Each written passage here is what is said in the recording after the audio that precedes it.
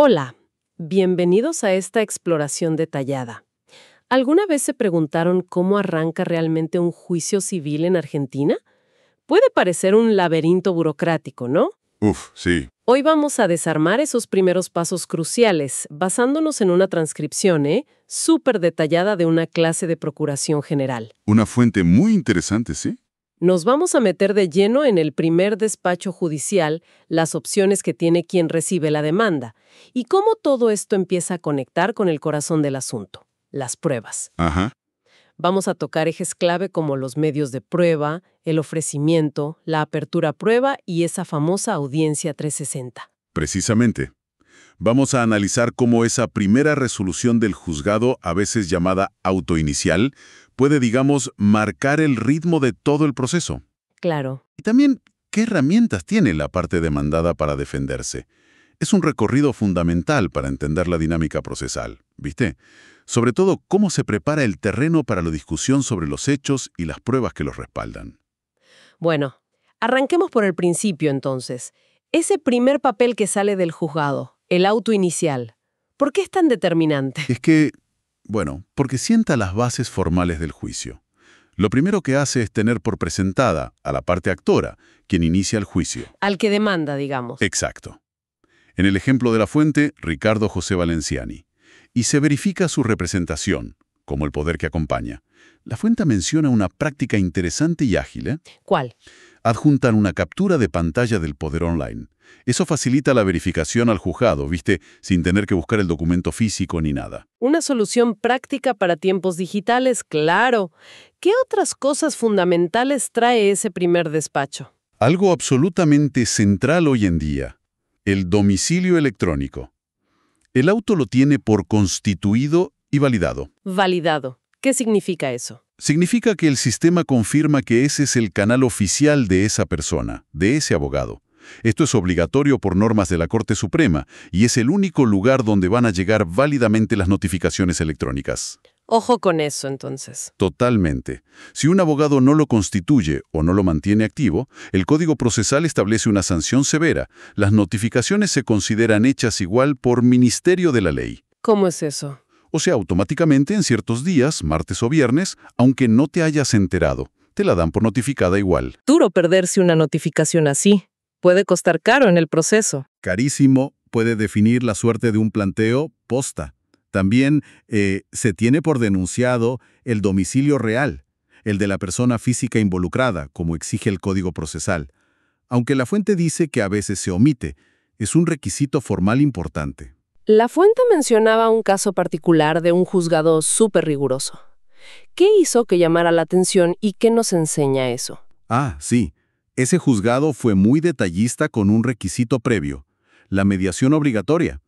Notó que la demandada, María Elena Panás, no había sido correctamente notificada para esa instancia de mediación. ¿Y cómo se dio cuenta? Lo llamativo es que actuó de oficio, por iniciativa propia, sin que nadie se lo pidiera. Se puso a chequear. O sea, el juzgado se puso a revisar la notificación de la mediación por su cuenta. Mira vos. ¿Y cuál fue la consecuencia? Exacto. Verificó los domicilios en registros oficiales, como el RENAPER, encontró una diferencia con el acta de mediación y concluyó que, al no estar bien notificada la demandada, la mediación no se había cumplido efectivamente. ¿Y entonces? La consecuencia: puso en pausa todo el juicio. Ordenó fijar una nueva audiencia de mediación antes de siquiera darle traslado de la demanda. Frenó todo. ¡Wow! Eso implica una demora importante antes de empezar siquiera a discutir el caso. Definitivamente. La fuente habla de casi un mes de retraso solo por esta verificación proactiva del juez. Muestra cómo un control riguroso de los pasos previos, aunque busque garantizar derechos, puede impactar fuerte en los tiempos. Claro, un arma de doble filo a veces. Tal cual. Además, ese auto inicial tan completo recordaba otras cargas, el alcance de las autorizaciones a otras personas para ver el expediente, la exigencia del pago del bono de derecho fijo, una contribución legal, e incluso recordaba cómo deben encabezarse los escritos según el reglamento judicial. Un auto muy docente, digamos. Muy completo, ¿sí? Bueno, imaginemos que se cumple con la mediación, se paga el bono, todo en orden. Ahora sí arranca el intercambio entre las partes. Ahora sí, Superado ese filtro inicial, el juzgado dicta la providencia de traslado de la demanda. Acá suceden varias cosas clave. A ver, Primero, el juez define el tipo de proceso. Decide si la causa tramitará por un proceso ordinario o uno sumarísimo, que es más rápido. ¿y en el ejemplo? En el caso de ejemplo, un juicio por daños y perjuicios de un accidente, optó por el ordinario. Generalmente, ¿por qué? Porque se necesita mayor amplitud para debatir y producir los medios de prueba. Ah, ok. El ordinario da más tiempo, más espacio para probar. Exacto. Más espacio para eso. Y aunque el auto no lo diga explícitamente, optar por el ordinario implica que el demandado tiene 15 días hábiles para contestar. ¿Y cómo se entera el demandado de que tiene que contestar? Bueno, se ordena formalmente el traslado a los demandados. En el ejemplo eran 3: la conductora, la dueña del auto y la aseguradora. A todos. A todos. Se les intima a presentarse en el juicio y contestar la demanda en esos 15 días, bajo apercibimiento, una advertencia formal, digamos, de declararlos en rebeldía si no comparecen. ¿Qué significa eso, la rebeldía? Que si no te presentás, básicamente perdés ciertas chances de actuar después en el juicio. Y además, el otro apercibimiento es tener por ciertos los hechos afirmados por el actor si no contestan específicamente. O sea, si no decís nada, se toman como verdaderos los hechos que dijo el que te demanda. Durísimo. Es la carga de contestar. La notificación de esto debe ser por cédula, en papel o electrónica según corresponda, como indica la palabra clave notifíquese en la resolución. Y si viven en otra jurisdicción, como provincia de Buenos Aires, se usan reglas especiales. Mencionaste a la aseguradora. ¿Se la trata igual que los otros demandados? Muy parecido, pero técnicamente se la cita en garantía. Se aplica la ley de seguros, que le da el mismo plazo de 15 días para presentarse y exponer su defensa. Entendido. Y además, el juzgado en este caso mostró una pauta de modernización respecto a la documentación voluminosa. Si las copias de la demanda y sus documentos superaban las 50 hojas, eximió al actor de acompañar copias físicas para cada demandado, ¿Y cómo las ve el demandado? indicando que debían estar disponibles digitalmente en el sistema. Importante, si el demandado al consultar online ve que falta algo, tiene que avisar antes de que venza su plazo para contestar. No puede quedarse callado. No, tiene que pedir una prórroga si es necesario. No puede quedarse callado y usarlo como excusa después, ¿viste? Aquí es donde ya empezamos a ver cómo se prepara el terreno para la etapa central de las pruebas, ¿no? Mencionaste medios de prueba, ofrecimiento, cómo se hila todo esto desde tan temprano. Totalmente. Fíjate que ya en esta providencia que ordena el traslado, el juzgado empieza a gestionar activamente la prueba. ¿Cómo? ¿Ya pide pruebas? No exactamente pedir, pero sí anticipa la realización de la audiencia del artículo 360, también conocida como audiencia preliminar. El auto indica que la prueba ofrecida por las partes, el ofrecimiento de prueba, será considerada y depurada en esa audiencia. ¿Qué significa depurada? ¿Qué pasa en esa audiencia 360? Suena importante. Lo es un momento clave de concentración procesal. Se busca resolver varias cuestiones juntas para que el juicio avance más ordenado hacia la sentencia. Ajá. En la audiencia 360, el juez primero intenta conciliar a las partes, a ver si se ponen de acuerdo. ¿Y si no hay acuerdo? Si no hay acuerdo, se definen cuáles son los hechos realmente controvertidos, o sea, aquellos en los que las partes no están de acuerdo. Y sobre esa base, se decide qué pruebas son admisibles y pertinentes. Ahí se decide qué entra y qué no. Exacto. Se resuelve sobre el ofrecimiento de prueba que hicieron las partes en sus escritos iniciales, demanda y contestación, y sobre las oposiciones que el demandado haya planteado. Por eso es crucial que el demandado, al contestar, no solo niegue los hechos. Sino que también diga qué piensa de la prueba del otro. Tal cual. Que se expida sobre la prueba del actor, reconociendo o desconociendo documentos, oponiéndose a testigos o peritos que considere improcedentes, por ejemplo. Todo eso se discute y en principio se resuelve en la audiencia 360. Y ahí es donde se da lugar a la apertura a prueba formal del expediente. Entiendo. Es como el embudo donde se define qué se va a discutir y cómo se va a probar. Muy claro. ¿Y el juzgado hizo algo más con la prueba en este punto inicial? Sí, y esto también demuestra una gestión proactiva, ¿viste? En el caso de La Fuente, el juzgado ordenó producir algunas pruebas informativas antes de fijar la fecha para la audiencia 360. Quería tener ciertos elementos sobre la mesa previamente. ¿Cómo qué tipo de pruebas? ¿Informes, por ejemplo? Exacto. Pidió, por ejemplo, que se librara un oficio a la UFI, la Fiscalía Penal, para traer la causa penal relacionada con el accidente. Ah, para ver qué pasó en sede penal. Claro, el juez quería tenerla a la vista antes de decidir formalmente la apertura a prueba en la audiencia. También ordenó pedir la historia clínica del actor a su obra social, OSDE en el ejemplo, un trámite que según el código puede firmar directamente el abogado. O sea, ¿no hace falta que lo pida el juez siempre? Correcto. Y el juzgado fue explícito. Advirtió que no convocaría a la audiencia 360 hasta no tener esos informes. Además, pidió por secretaría un informe al registro automotor sobre la titularidad de los vehículos. O sea, el juzgado no espera pasivamente a la audiencia 360, sino que ya empieza a reunir algunos medios de prueba clave. Quiere llegar a la audiencia con más información. Exacto. Busca tener información relevante para poder tomar decisiones más informadas en la audiencia 360 sobre qué hechos realmente necesitan ser probados y qué medios de prueba son los más idóneos para eso. Es una gestión anticipada que, bien hecha, puede agilizar mucho la etapa probatoria posterior. La fuente también destacaba que ese juzgado intentaba modernizar y acelerar los trámites. ¿Qué ejemplos daba? Sí, el auto incluía varias menciones a medidas para agilizar. Cosas prácticas, ¿eh? Se aclaraba que ya no era necesario el sello medalla en los oficios. Una formalidad que se eliminó, creo que en pandemia, y quedó. Menos burocracia. Exacto. Se habilitaba el uso del correo electrónico para el confronte previo de oficios o testimonios.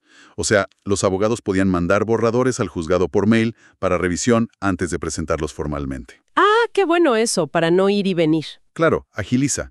Se recordaba una facultad importante. Los abogados pueden diligenciar oficios directamente a ciertos registros, como el RENAPER o la Cámara Electoral, para averiguar domicilios, sin pedir permiso judicial previo para cada oficio. Eso también ahorra tiempo. Mucho. Se simplificaba el trámite si una cédula de notificación fallaba. No hacía falta pedir nueva autorización para intentar de nuevo en el mismo domicilio, salvo que necesites habilitar días y horas inhábiles o algo así. Bien. Y algo muy relevante. El juzgado informaba que adhería al Plan Justicia 2020 de oralidad efectiva. Oralidad efectiva. ¿Qué implica eso en la práctica, sobre todo pensando en las pruebas? Implica un cambio significativo en cómo se desarrollan las audiencias clave. Concretamente, que tanto la audiencia preliminar, la del 360 que venimos comentando, como la audiencia de vista de causa, una audiencia final donde se pueden producir pruebas orales y alegar, serían videograbadas. Ah, todo grabado. Todo grabado. Esto no solo busca transparencia, sino que también impacta en cómo se presentan y registran algunos medios de prueba, ¿viste? Como las declaraciones de testigos o las explicaciones de los peritos. Quedarían fielmente registradas en video, facilitando su posterior valoración por el juez o por la Cámara de Apelaciones. Interesante. La fuente aclara que no todos los juzgados civiles lo aplican todavía, pero marca una tendencia sin duda. Muy claro. Ahora, pongámonos del otro lado. Le llegó la demanda a la parte demandada. Uf, ¿qué opciones tiene? Porque imagino que no es solo contestar sí o no. Para nada. La parte demandada tiene lo que se llama una carga procesal de defenderse. Si no lo hace, sufre consecuencias negativas, como vimos. Pero cuenta con un abanico de herramientas o estrategias procesales, además de contestar sobre el fondo del asunto. ¿Cuáles serían esas herramientas principales? ¿Qué puede hacer? Bueno, una primera opción, aunque no siempre utilizada, es recusar al juez. O sea, pedir que se aparte del caso. Pedir que no sea ese juez. Exacto. Hay dos vías. Sin causa, que se puede hacer una sola vez por parte, en la primera presentación, sin dar ninguna explicación. Simplemente se pide que el juez se inhiba. ¿Así de fácil? Sí, pero no está permitida en todos los procesos. Ojo, en desalojos o ejecuciones, por ejemplo, no se puede. Si se plantea, el expediente pasa al juzgado que sigue en turno. ¿Y la otra vía? Es la concausa. Aquí sí hay que invocar un motivo específico previsto en la ley. Parentesco, amistad o enemistad manifiesta, tener interés en el resultado, haber sido abogado de alguien, o la causal más discutida, el prejuzgamiento, o sea, haber adelantado opinión. Ah, esa es más complicada de probar, me imagino. Sí, claro. Esta se puede plantear si surge un motivo después, dentro de los 5 días de conocerlo, y genera un incidente donde el juez se defiende y resuelve el Tribunal Superior, la Cámara. Interesante la posibilidad de cuestionar al juez. ¿Qué otras defensas puede plantear el demandado antes de meterse con el reclamo principal, con el fondo? Puede oponer las llamadas excepciones previas. Son defensas formales, que no atacan el derecho de fondo reclamado, sino algún aspecto del procedimiento o de cómo se armó la relación procesal. Defensa sobre la forma, digamos. Exacto. Se llaman de previo y especial pronunciamiento, porque en general deben resolverse antes de seguir adelante con la discusión sobre el mérito del caso. Buscan depurar el proceso o frenarlo de entrada. ¿Y cuándo y cómo se plantean estas excepciones? Se deben plantear todas juntas en el mismo escrito de contestación de demanda. O sea, en el mismo plazo de 15 días, pero en un capítulo separado antes de empezar a contestar sobre los hechos. Y el Código Procesal las enumera de forma taxativa. Son un listado cerrado, no podés inventar excepciones. ¿Cuáles serían las más relevantes o las que más se usan? Hay varias, pero algunas claves son incompetencia, o sea, cuestionar si ese juzgado es el correcto por territorio o por materia. Si no lo decís de entrada, la competencia generalmente queda firme, consentida. Te tenés que avivar rápido. Tal cual. Otra es la falta de personería, que es discutir si quien se presente en nombre de otro, como un apoderado, acreditó bien su representación. Es un defecto formal que usualmente se puede subsanar, arreglar. Ok, esas más de papeles. Sí. Después está la falta de legitimación para obrar. Este es fundamental. Básicamente el demandado dice, a mí no me corresponde estar en este juicio. Yo no tengo nada que ver. Claro, no soy el deudor o no soy el titular del derecho que se reclama. Falta de legitimación pasiva o activa. El juez puede decidir resolverla recién en la sentencia final si la cuestión es compleja, o se mezcla mucho con el fondo para no demorar. Entiendo. ¿Alguna otra importante? Sí, la litispendencia, que es cuando ya existe otro juicio idéntico, mismas partes, objeto y causa, en trámite. Busca evitar sentencias contradictorias. La cosa juzgada si el asunto ya fue resuelto por una sentencia firme anterior. Lógico. El defecto legal, si la demanda es tan confusa o incompleta que no te deja defenderte bien. También es subsanable y se puede oponer la prescripción, que es la pérdida del derecho a reclamar por el paso del tiempo que marca la ley de fondo, el Código Civil y Comercial. Muchísimas opciones formales. ¿Y qué efecto tiene si el juez le da la razón al demandado en una de estas excepciones? ¿Se termina el juicio? Depende de la excepción. Algunas son perentorias. Si prosperan, el juicio termina ahí mismo. Por ejemplo, la cosa juzgada, o la falta de legitimación si se resuelve de entrada. Chao juicio. Lapidarias. Obligan al actor a corregir el defecto. Por ejemplo, la incompetencia se manda el expediente al juez correcto. La falta de personería o el defecto legal se da plazo para arreglarlo. Te dan una chance de corregir. Eso. El trámite implica darle traslado a la parte actora por 5 días para que conteste la excepción, y luego el juez resuelve. Esta resolución es apelable, y si la apelación tiene efecto suspensivo, el expediente sube a la Cámara y todo se frena. Lo que a veces, según la fuente, se usa como táctica dilatoria y puede llevar meses resolver esa apelación. Entendido. Hay defensas que buscan frenar o terminar el juicio por cuestiones formales. ¿Existe la opción de simplemente aceptar el reclamo? De decir sí, tenés razón. Sí, claro. Esa es la figura del allanamiento. Significa que el demandado admite totalmente la pretensión del actor. Es clave entender que no es solo reconocer los hechos, sino también estar de acuerdo con el derecho invocado y el reclamo concreto, por ejemplo, el monto que piden. Tiene que ser un sí a todo. Exacto, un sí completo. ¿Y qué pasa con los gastos del juicio, las costas? Si alguien se allana, ¿igual paga? Es una buena pregunta. En principio, quien se allana es técnicamente vencido y debería pagar las costas, los gastos del abogado de la otra parte, los peritos. Claro, porque perdió. Pero el Código Procesal prevé la posibilidad de eximirlo del pago si cumple varios requisitos muy estrictos. Que el allanamiento sea total, real, o sea, efectivo, oportuno, hecho al principio del juicio y sin que estuviera ya en mora. Incondicionado. Sin peros. Sin peros. Y que no haya mediado una negativa injustificada antes del juicio. Por ejemplo, si te notificaron bien a la mediación y no ofreciste nada razonable, ahí quizá no te eximen. Además, la cuestión no debe afectar el orden público. En temas como filiación, por ejemplo, el Estado quiere saber la verdad más allá del acuerdo. Si se dan todas esas condiciones, el allanado, aunque pierde el juicio, podría zafar de pagar las costas. Bien, es una posibilidad, pero con muchos requisitos. Y si el demandado no recusa, no opone excepciones, ni se allana, ¿qué le queda? Le queda la defensa principal, la contestación de demanda sobre el fondo del asunto, sobre los méritos del reclamo. Y aquí volvemos al nudo central de la prueba, ¿viste? Ajá. Hay 2 cargas fundamentales para el demandado en su contestación según el Código Procesal. Cargas. O sea, cosas que tiene que hacer sí o sí. Tiene la carga, sí. Si no lo hace, tiene consecuencias negativas. Primero, la negación categórica. Tiene la carga de negar específicamente cada uno de los hechos afirmados por el actor que considere falsos o inexactos. No alcanza con decir, niego todo. No. La práctica es negar punto por punto, hecho por hecho, y a veces añadir una negación general por si algo se escapó. Si un hecho relevante no es negado específicamente, el juez puede tenerlo por reconocido y ya no haría falta probarlo. Importantísimo, entonces. Fundamental. La negación es lo que convierte a un hecho en controvertido y por ende necesitado de prueba. ¿Y la segunda carga? Pronunciarse sobre la prueba documental acompañada por el actor. Tiene la carga de reconocer o desconocer la autenticidad de los documentos que presentó el otro. ¿Qué pasa si desconoce un documento? Si desconoce un documento privado, un contrato, una carta, un recibo firmado, automáticamente genera la necesidad de que se produzcan otros medios de prueba para verificar su autenticidad en la etapa de apertura a prueba. Por ejemplo, una pericia caligráfica para ver si la firma es posta, o testigos que vieron firmar. O sea, la forma en que se contesta la demanda define directamente qué se va a tener que probar después. Marca la cancha para la etapa de prueba. Exactamente.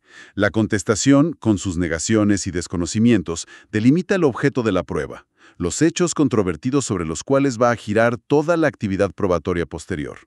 Esa actividad que se va a ordenar y producir después de la audiencia 360. Y nos queda una última carta que puede jugar el demandado, ¿verdad?